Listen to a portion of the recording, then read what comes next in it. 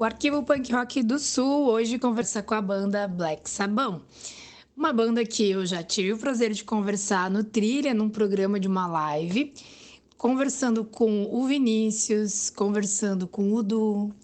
Nós entendemos ali um pouquinho da história, mas não temos registrado, né, esse momento da banda. Então, eu gostaria que a gente pudesse pensar naquele dia, o que estava acontecendo, que vocês vão me contando, e a partir dali, se teve novidades, se teve alterações, se teve shows, se teve alguma outra coisa. Para que a gente vá entendendo como é que a banda está voltando, porque até onde eu estou entendendo é uma volta, né, Du?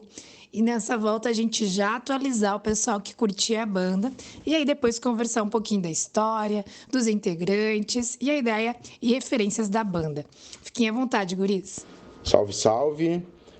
Eu sou o do rock, vocal e guitarra da Black Sabbath, compositor, idealizador, fundador da banda junto com o Vini, e que foi como tudo começou. Na verdade, a banda, embrionariamente falando, não estava nos nossos planos, porque o Vini, junto comigo, ele vem da Broderage, que encerrou seu trabalho lá em 2017. E por um acaso, nada ao acaso da vida, e a gente foi convidado para participar de uma atividade da Faculdade de Produção Fonográfica da Unicinos. E eu levei uma música e era o embrião da Levar a Vida, que é o primeiro single que a gente lançou. A gente lançou a banda junto com o Bruno Airoldi, né? A banda era um trio. E logo após a gente ter lançado o primeiro single, feito o show de lançamento no Estúdio Legato, em Porto Alegre, no festival Minuto do Rock Live Sessions, o Bruno pediu para sair da banda. Ele não era nada com a gente, inclusive ele até parou de tocar depois de sair da banda. E a gente continua brother pra caralho, assim, nada mudou assim na nossa relação, isso que é massa. Ele continua sendo um colaborador da minha vida, né? E estamos aí em dezembro de 2020, a banda fazendo 2 anos de existência.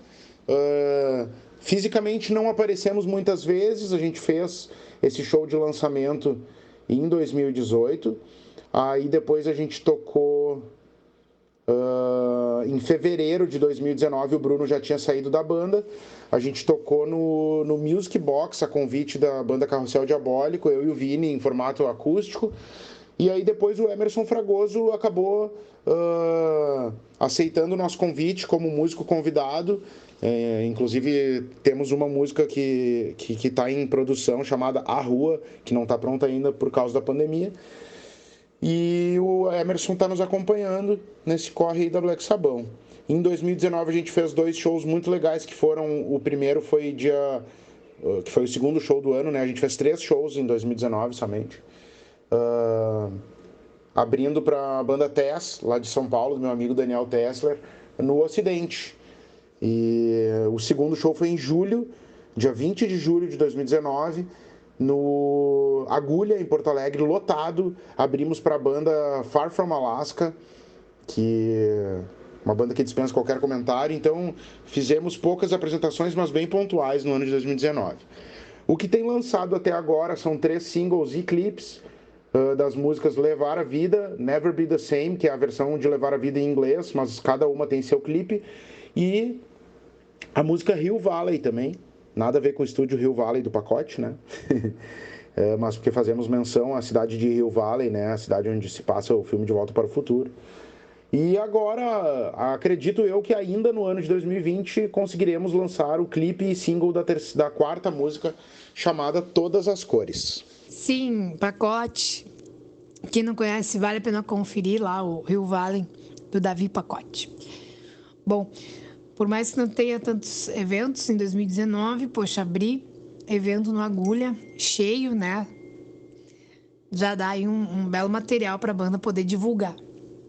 Como a gente pode pensar que essa formação tá vindo aí desde do embrião, tu e o Vini junto, e aí foram entrando, saindo gente, como normal em todas as bandas, mas manter aí um ritmo ou um som uma identidade da banda. Me conta aí o que tu entende e os demais fiquem à vontade de como se entendem dentro da banda, né? O que trouxeram para a banda de suas referências musicais, o que estão trazendo para poder criar a identidade da Black Sabbath, como que vocês estão se vendo. Até para quem não conhece, já escutar, querer ouvir, ficar curioso, ir atrás aí e conferir a banda. Oi, Lê, é o Vini aqui falando. Então, sobre como funciona o nosso processo de composição, de ideias, né? Geralmente, o Du vem com um riff, uma parte de melodia, enfim, ele vem com uma ideia, né? E a partir dessa ideia, a gente começa a desenvolver a música no estúdio, né? Eu principalmente gosto de fazer uma comparação que quando era na broderagem, o Du já vinha com a música pronta, completa, né? Letra, as partes dela, tudo pronto, e os outros só tinham que aprender e eu colocar a parte rítmica, né? E assim funcionava, a parte rítmica já vinha na mão dele, assim, eu colocava as notas aonde ele tocava. Já na Black Sabbath, ele vem com a ideia e deixa aberto para mim, para o Emerson também, que começou a tocar baixo na banda agora, para a gente começar a moldar tanto a harmonia, dar ideias de letra, ideias rítmicas, para que a gente faça uma música bem diferente do que a gente fazia. A música, a parte rítmica, assim, e de harmonias, assim, a Black Sabbath em si ela é mais pesada nela, né? Guitarra distorcida, mais guitarra distorcida, é uma guitarra só, né? A gente funciona como power trio. E em relação às letras, a gente, pelo menos nas primeiras letras, adotou uma ideia de em cima de temas e coisas que a gente vive, ou filmes, né? A gente desenvolve mais a letra, né? Eu participei pouco disso. Essa missão fica mais para ele, mas, enfim, é um processo mais onde todos participam muito mais na parte da composição, não só na sua parte da composição, como na parte da composição do outro. Isso é muito bacana que o Vini comentou da questão rítmica e também de melódica também, é que eu, como guitarrista, eu tô me redescobrindo também. Na broderagem ali, eu toquei guitarra nos primeiros ano e meio, 2, dividindo as guitarras com meu irmão, com o Nando. E aí depois, quando o Lisandro entrou na banda para tocar guitarra, eu meio que abandonei a guitarra. Meio que não, totalmente abandonei a guitarra e voltei só para os vocais, que é o que eu mais fiz na vida. Mas sempre toquei em paralelo a isso também, né? E é bacana que eu tô me redescobrindo ainda, né? Tô em processo de evolução constante como guitarrista. E isso é legal, que o Bruno, quando estava na banda, e o Vini, principalmente, agora o Emerson também, que está sendo um colaborador absurdo, né? Vale ressaltar novamente aquele show que a gente fez de abertura para Far From Alaska. Tivemos 2 ensaios com o Emerson e ele tomou de assalto as músicas que tinham sido compostas pelo Bruno de uma forma assim, aprendeu a tocar numa velocidade que eu, em 20 e tantos anos de banda, eu nunca vi isso na minha vida, sabe? E ao mesmo tempo aprendeu a tocar, mas do seu jeito, sabe? Com personalidade, isso é muito bacana. Então é legal também que a estrutura da banda leva isso, assim, essa desconstrução, por assim dizer, que é uma palavra que está na moda agora, né? Desconstrução. E sobre influências, o legal é também, em relação à broderagem que o Vini falou, é legal ressaltar também que a gente tem essa premissa do, se for começar a ficar parecido com a broderagem, vamos atravessar a rua. Não por menosprezar o trabalho anterior, nada a ver, mas para não cair na mesmice, né? Tentar explorar outras afinações, outras, né, temáticas, como o Vini falou também. E como influência, né, Black Sabbath, o nome, né, já diz, influência total de Black Sabbath. Até porque o nome surgiu de um riff no final de uma música que acabou se tornando o final da música Levar a Vida e Never Be the Same. Eu falei, puta, tá muito sabá isso aqui. Tá um sabazão isso aqui, com todo respeito, né? Sabazão, Black Sabão, quá, todo mundo morreu e acabou que a piada ficou bastante séria. Então as influências vão de Sabá, Queens of the Stone Age, Arctic Monkeys, Referências que as pessoas viram na gente. O mais legal que eu ouvi foi do Castor, o grande Castor do Defala, do Urubu Rei, da Atahualpa. Não, Urubu Rei ele não tava, viajei. Do Atahualpa e Los Punks. Pô, o Castor, né? Quem não conhece o Castor? E eu mandei para ele o som, o Levar a Vida, o Never Be the Same, e ele me voltou com a seguinte resenha. Cara, me lembrou um monte a banda Smash Mouth, que era uma banda que fazia um street, skate, surf, rock, ali nos 90 ali. E eu achei essa comparação não, mas referência, lembrança, maravilhosa, assim, tipo, uma coisa que eu nunca imaginaria, mas é uma banda que eu curto pra caralho. Então, eu acho que dá pra ir por esses caminhos. Estou eu aqui curiosa para conhecer o Emerson. Então, Emerson, como foi estar na banda? 2 ensaios antes de um evento grande lá no Agulha, em Porto Alegre. Tu tocava em outras bandas. Como foi se agregar com esses gurias? Essa caminhada deles aí já de uma amizade antes mesmo de pensar em fazer a banda.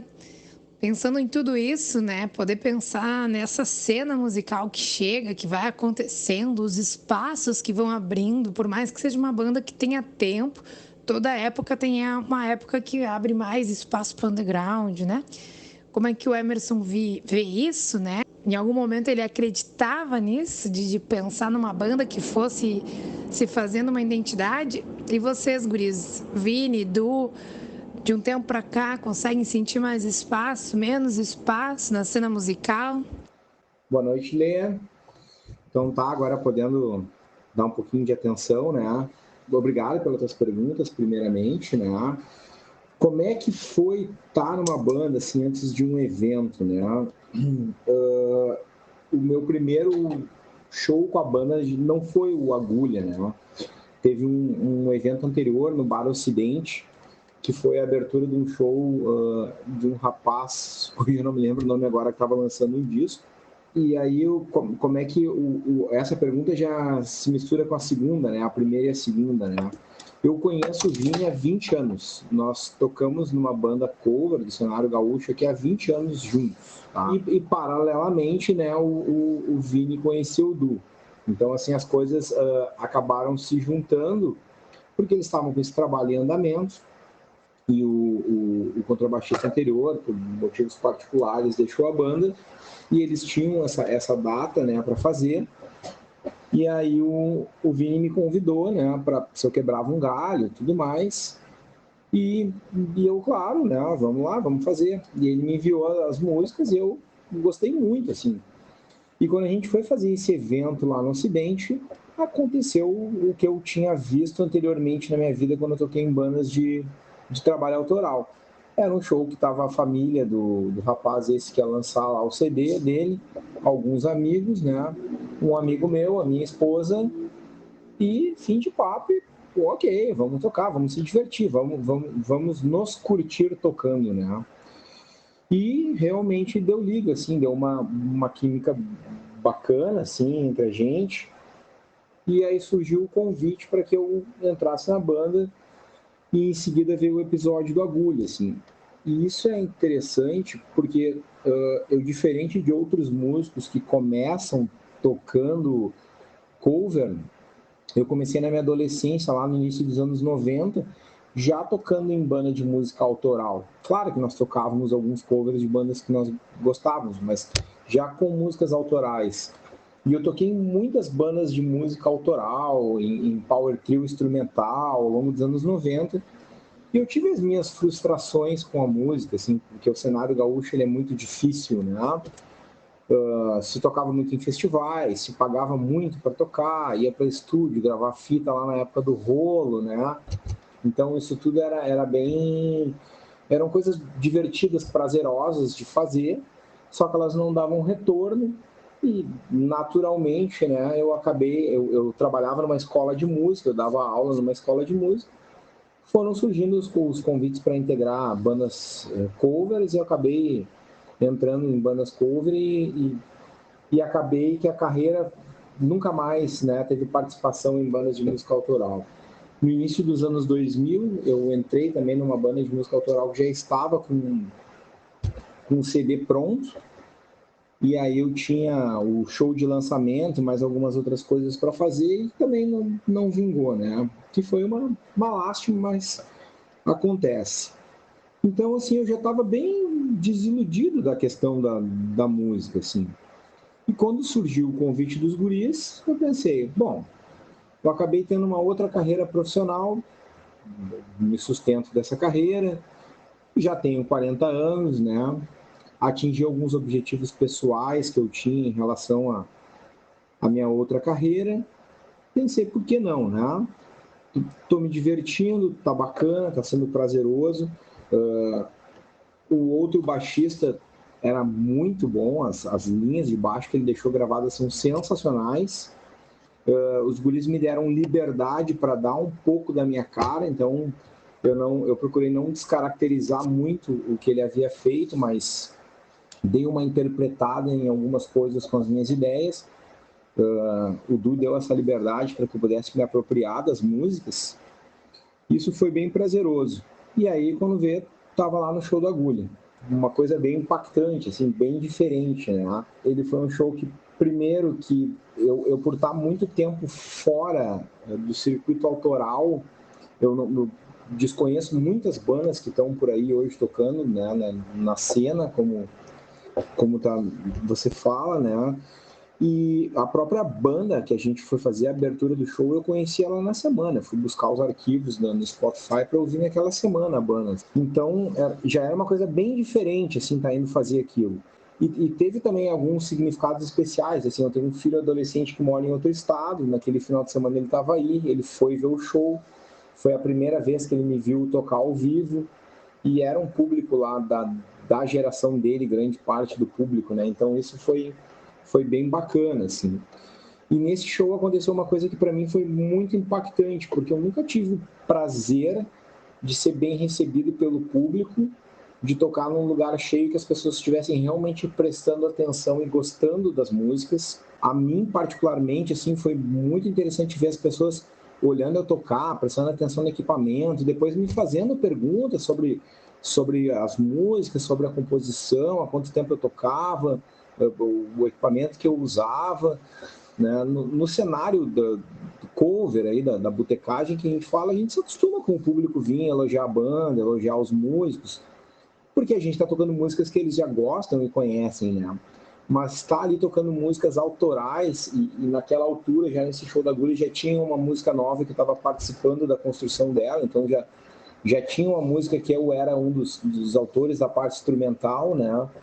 E já mais adaptado às músicas, já escolhido os pedais que eu ia usar com alguns timbres, então já estava mais apropriado das músicas. Ver as pessoas virem conversar comigo, interessadas sobre aquilo, as pessoas curtirem muito a banda. Eu até brinquei com os guris que eu acho que nós somos mais impactantes até que a banda principal, porque teve muito interesse, muita gente gostou, o pessoal filmou, tirou fotos, se interessou, procurou nas redes, né, aumentou o número de seguidores. Aquilo foi um momento ímpar, assim, eu vivi um prazer que eu nunca tinha vivido aquele dia.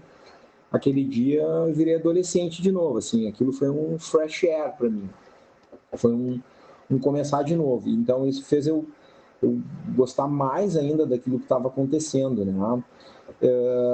Claro que veio a pandemia, que acabou atrapalhando um pouco dos planos, mas a gente não deixou de produzir, a gente fez gravação, tem material aí que vai ser lançado aos poucos aí com um agendamento prévio que o Dudu faz, aí organiza bem essas coisas, mas foi sim um momento especial, assim. E aí tu me pergunta sobre como agregar os guris, né? Então o Vini eu já conhecia há 20 anos, nós já tivemos trabalho autoral nosso, que é músicas que nós fizemos e gravamos, então a gente já se conhecia, ele já conhecia o Du, e o Du é um cara super gente boa, não tem, né? Um cara muito acolhedor, então a gente entrou ali, já rolou uma química e a coisa funcionou como se nós também nos conhecêssemos há 20 anos já, né? No que tu falas, assim, sobre cena musical, espaço que vem abrindo, né? Eu, como fiquei muito tempo afastado do cenário de novas bandas, eu não posso até falar com muita propriedade, mas uma percepção que eu sempre tive foi que a internet ela permitiu as bandas encontrarem o seu público, porque tu consegue fazer uma divulgação que antigamente não tinha, né?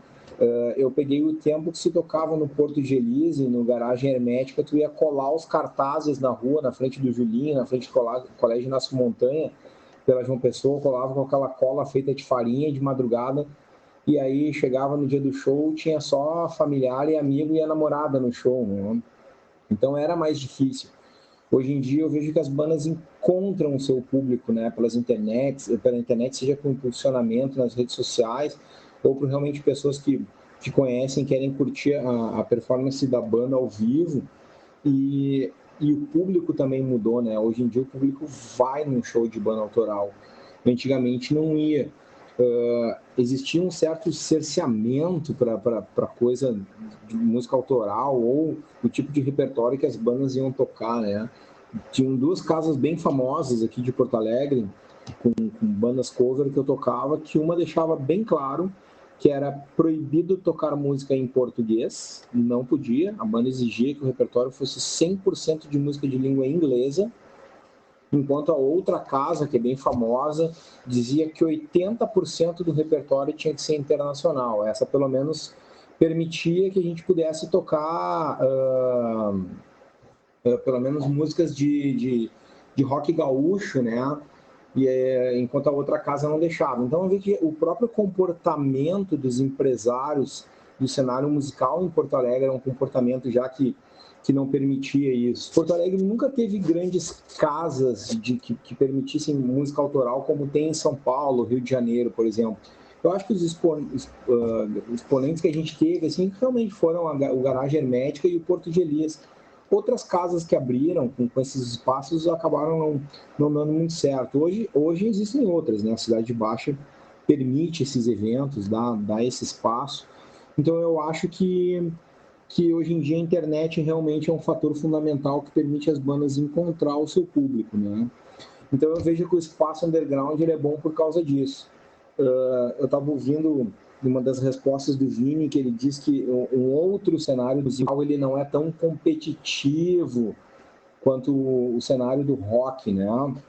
Eu poderia dizer que a imprensa teve um papel fundamental nessa personalidade que o rock adquiriu de ser competitiva. Porque a gente tem que lembrar que nos anos final dos 60, 70, 80, 90, a imprensa internacional todo ano escolhia o baterista de rock, o melhor guitarrista, o melhor baixista, o melhor vocalista. Então, como tu tem esses prêmios de destaque para as bandas querem ser bandas foda, com músicos foda, o cara quer ser o Guitar Hero, tocar pra caramba, todo mundo na banda quer tocar pra caramba, então realmente existe uma competição de uma banda com a outra, porque existe o desejo de ser melhor que a outra banda.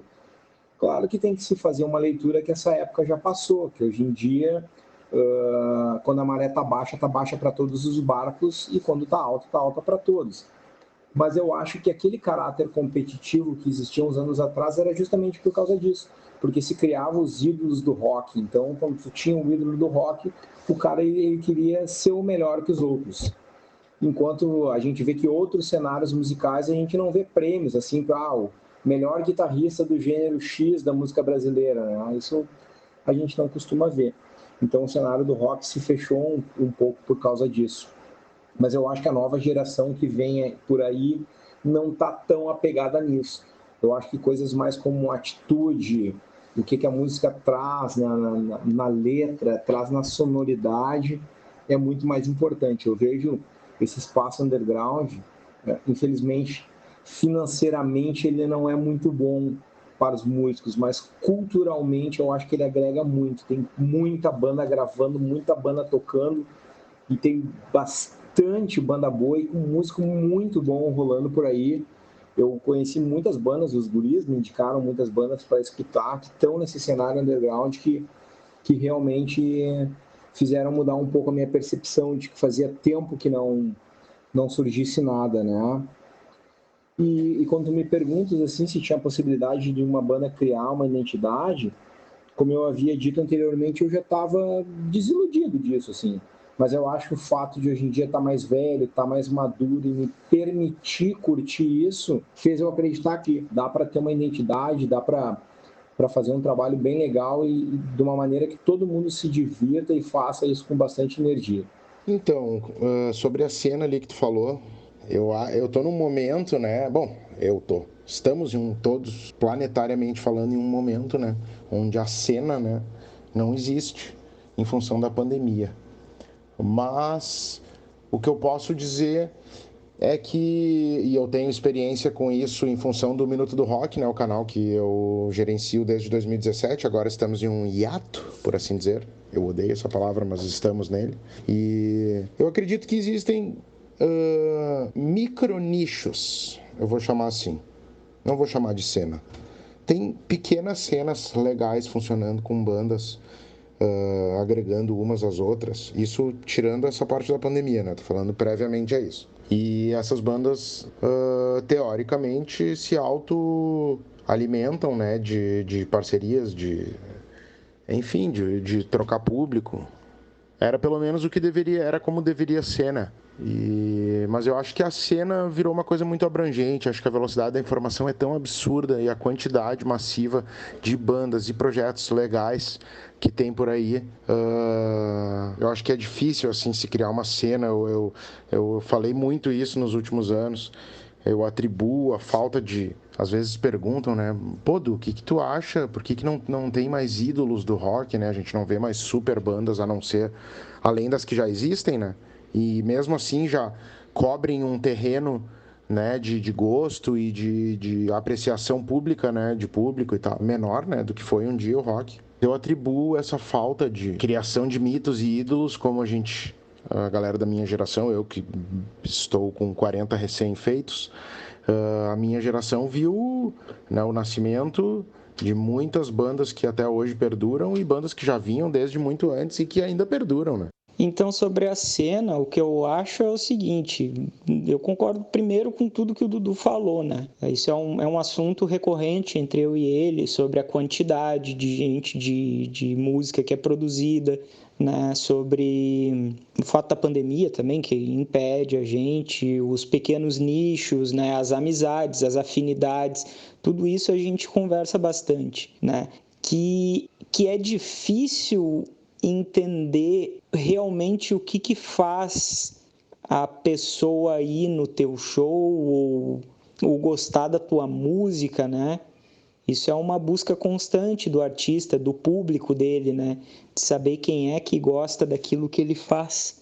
E a gente, como banda, a gente fala muito sobre isso, né? Quando tem uma oportunidade, que nem quando o Du falou sobre o show de uma banda maior, de um nome maior que a nossa, a gente fazer uma abertura, tentar fazer shows com bandas no qual nós temos afinidade. Isso é uma coisa que a gente busca também quando há oportunidade, né?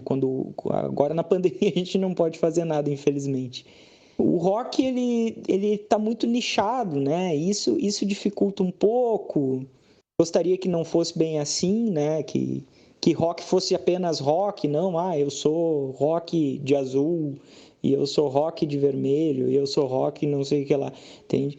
Rock é uma coisa só, a música é boa ou ruim, né? É um assunto bem complexo, assim, mas não vejo muita cena em si, tipo, uma outra coisa que eu e o Du a gente comenta também é que nunca é deixado o artista anterior que teve uma projeção, ele não deixou a porta aberta para o artista novo no cenário do rock, falando especificamente, né? A gente vê outros cenários, e eu me nego a falar o nome do cenário, onde os artistas são muito mais organizados, eles lançam ao próximo artista fazendo parcerias, um toca a música do outro, isso faz com que o público aumente, com que o público de um seja o mesmo público do outro, não há uma competição em si, e sim uma colaboração, né?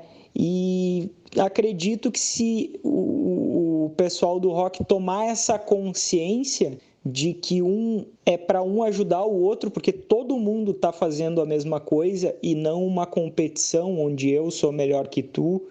Isso vai fazer com que daí sim venha a ter uma pequena cena onde as pessoas vão frequentar porque gostam, onde os artistas vão frequentar show dos outros artistas e vai se formar uma amizade, vai se formar uma turma, vai se formar um público e, de repente, possa se tornar uma coisa, inclusive, rentável financeiramente para todos nós, né?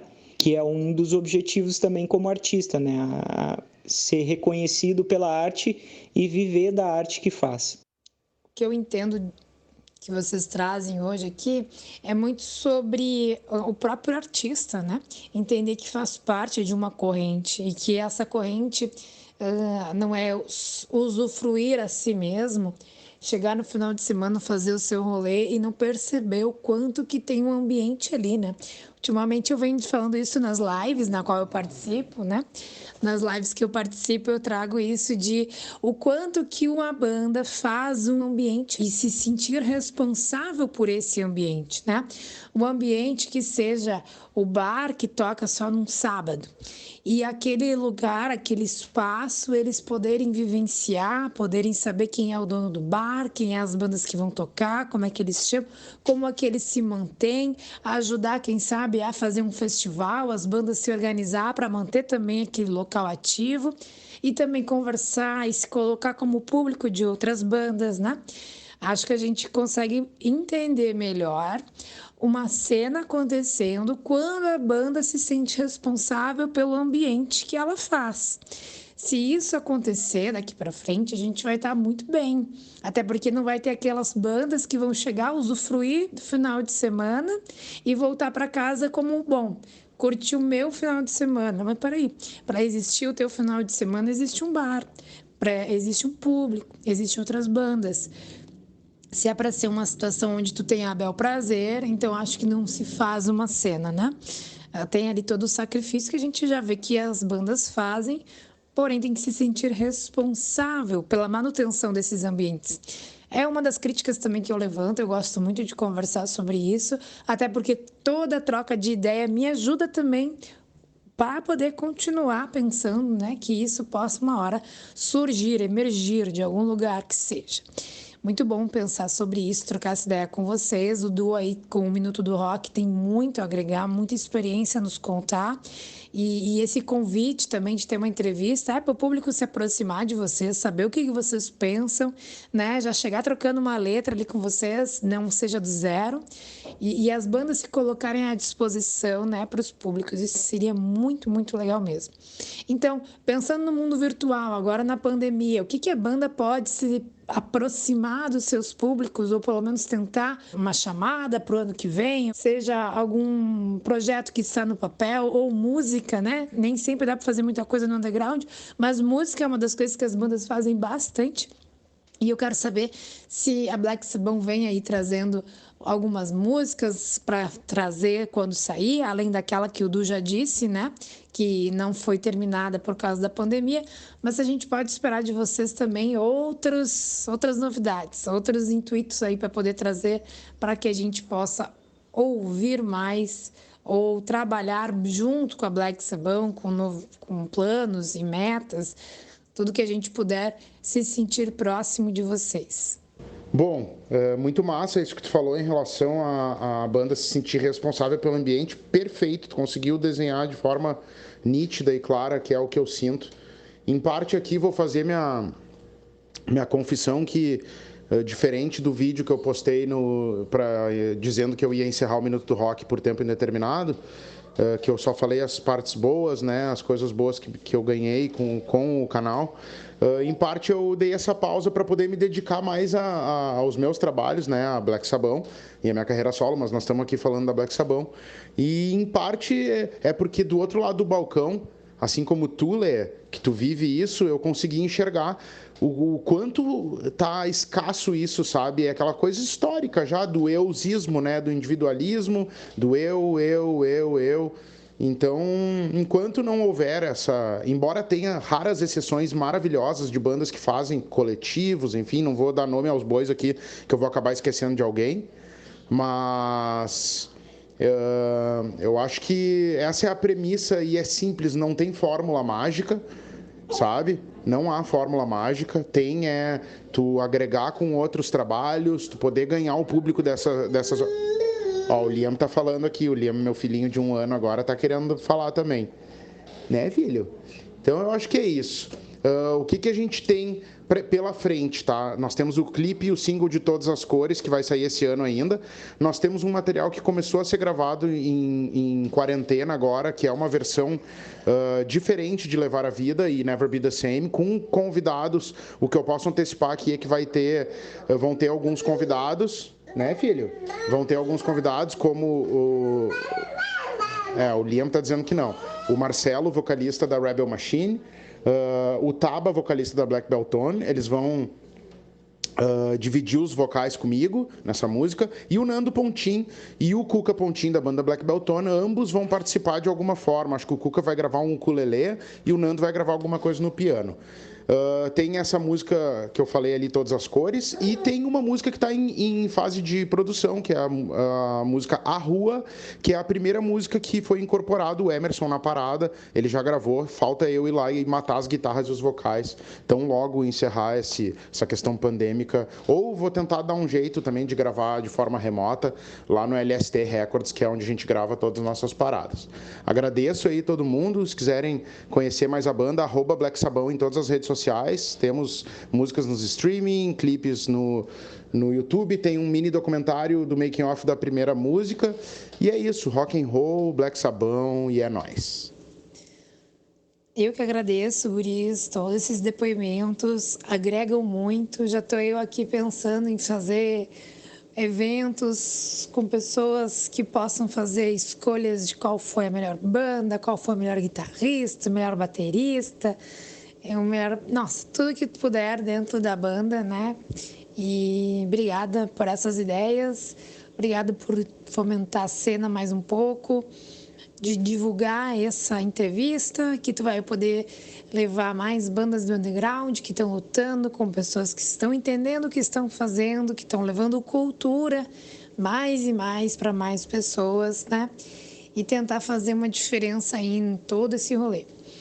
Agradeço todo o depoimento e a paciência, né, por estarmos fazendo via WhatsApp essa entrevista, não conseguindo nos ver, mas aí usando do tempinho que tem para poder conversar conosco. O arquivo Punk Rock do Sul fica disponível para vocês, para que vocês mandem material e a gente trabalhe junto futuramente. E eu vou ficar aí de olho para ver todas essas participações que o Du falou e poder interagir também e fazer parte da história da Black Sabão.